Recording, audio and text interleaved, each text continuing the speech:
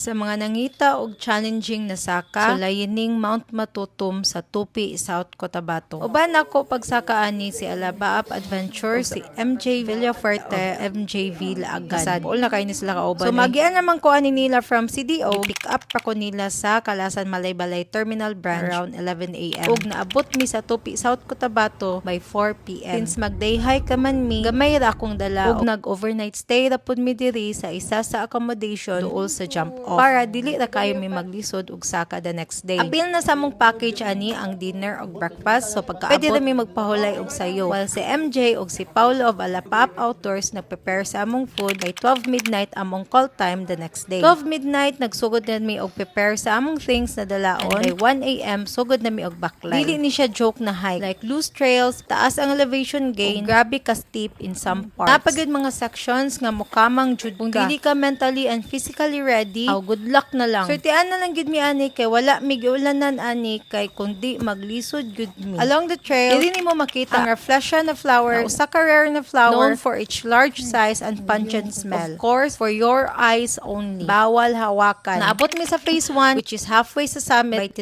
a.m. Paspas do kaayo mi. Diri usahay mag-camp ang gusto mag-overnight camp. Nag-rest sa mi diri for 10 minutes then proceed sa after hike. Sa phase 1, diri na din ang mas lisod na trail. Kailangan na gyud ka mag-inunggoy. Pwede pa lang mahimong kaka para daghan kag kasway inigsaka. Kansi kaayo ko mubo kay kog tiil. Pero grabe pag abot sa summit, dili gyud ka mahayan. Naabot mi sa summit by 5:20. All the puyat og paningot og reklamo along the trail. Bayad tanan sa view. Diri ni dayon mi nag-breakfast kay grabe gigutom gyud kaayo ko sa tanang kamang-kamang ug kat-kat along the trail. Bugnaw puday diri sa summit. Make sure to bring jacket or emergency blankets pareho ni nila mga kandingon. Na-miss puday ko kay napuday nakaila sa ako adiri. Shout out!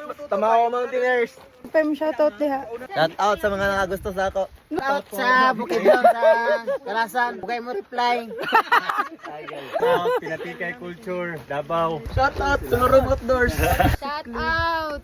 Team Cuteness, eh! Ito sila. After sa picture-picture, naog na mi balik sa drop off ana. Dili ni masabasa si Mount Matutom. Kung gusto ka mahago, i-try. Gasto na ka, nahago pa ka.